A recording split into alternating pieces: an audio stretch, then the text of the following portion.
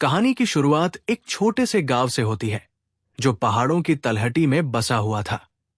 गांव का नाम था कलाकोट और यहाँ के लोग मुख्य रूप से कृषि और पशुपालन पर निर्भर थे। सर्दियों का मौसम था और कलाकोट में ठंड काफी बढ़ गई थी। लोग अपने घरों में आग जलाकर बैठे थे और बाहर की ठंड से बचने की कोशिश कर रहे थे। तभी अचानक आसमान में बादल जमा होने लगे और हवा में ठंडक बढ़ने लगी। लोगों ने सोचा कि शायद बारिश होने वाली है, लेकिन उन्हें यह नहीं पता था कि यह बारिश कितनी भयानक होने वाली है। रात के समय बारिश शुरू हो गई और यह इतनी तेज थी कि लोग अपने घरों में भी पानी से बच नहीं पाए। घरों की छतें टपक रही थी और पानी घरों में घुसने लगा था। गांव के लोग अपने घरों को बचाने की कोशिश कर रहे थे, लेकिन बारिश की तेजी के आगे वे असहाय थे।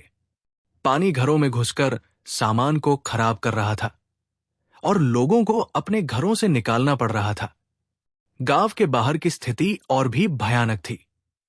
पहाड़ों से पानी के स्रोत निकलकर गांव की ओर बढ़ रहे थे और यह पानी गांव को पूरी तरह से जलमग्न कर रहा था। लोग अपने घरों को छोड़कर सुरक्षित स्थानों की ओर भाग रहे थे, लेकिन रास्ते में उन्हें कई मुश्किलों का सामना करना पड़ रहा था। पानी के तेज बहाव में कई लोग फंस गए थे और उन्हें बचाने की कोशिश की जा रही थी। गांव के युवाओं ने मिलकर एक बचाव टीम बनाई और वे पानी में फंसे लोगों को बचाने की कोशिश कर रहे थे। यह काम बहुत मुश्किल था, लेकिन उन्होंने हार नहीं मानी और अपने गांव के लोगों को बचाने की कोशिश की। इस बीच सरकारी अधिकारी भी गांव में पहुंच गए थे और वे बचाव कार्यों में मदद कर रहे थे।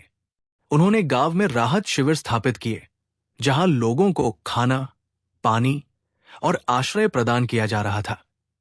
कुछ दिनों के बाद बारिश रुक गई और गांव में स्थिति धीरे धीरे सामान्य होने लगी। लोग अपने घरों को ठीक करने लगे और गांव की सड़कें और घरों की मरम्मत का काम शुरू हो गया। इस भयानक बारिश के कहर ने कलाकोट गांव को बहुत नुकसान पहुंचाया था, लेकिन गांव के लोगों ने हार नहीं मानी और अपने गांव को फिर से बसाने की कोशिश की। इस कहानी से हमें यह सीखने को मिलता है कि प्राकृतिक आपदाओं के आगे हम असहाय हो सकते हैं, लेकिन हमें हार नहीं माननी चाहिए और अपने समुदाय को फिर से बसाने की कोशिश करनी चाहिए। कुछ दिनों के बाद गांव में स्थिति पूरी तरह से सामान्य हो गई। लोग अपने घरों में वापस आ गए और गांव की सड़कें और घरों की मरम्मत का काम पूरा हो गया।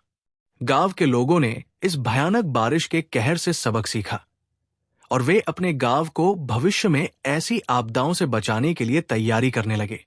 उन्होंने अपने घरों को मजबूत बनाने के लिए काम किया और गांव में बाढ़ नियंत्रण के लिए व्यवस्था की।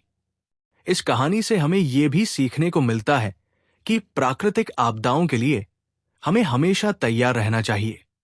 हमें अपने घरों और समुदायों को ऐसी आपदाओं से बचाने के लिए तैयारी करनी चाहिए और हमें एक दूसरे की मदद करनी चाहिए जब हमें इसकी सबसे ज्यादा जरूरत होती है। कलाकोट गांव की यह कहानी हमें यह भी याद दिलाती है कि हमारे समुदायों की ताकत हमारे एकता और सहयोग में है।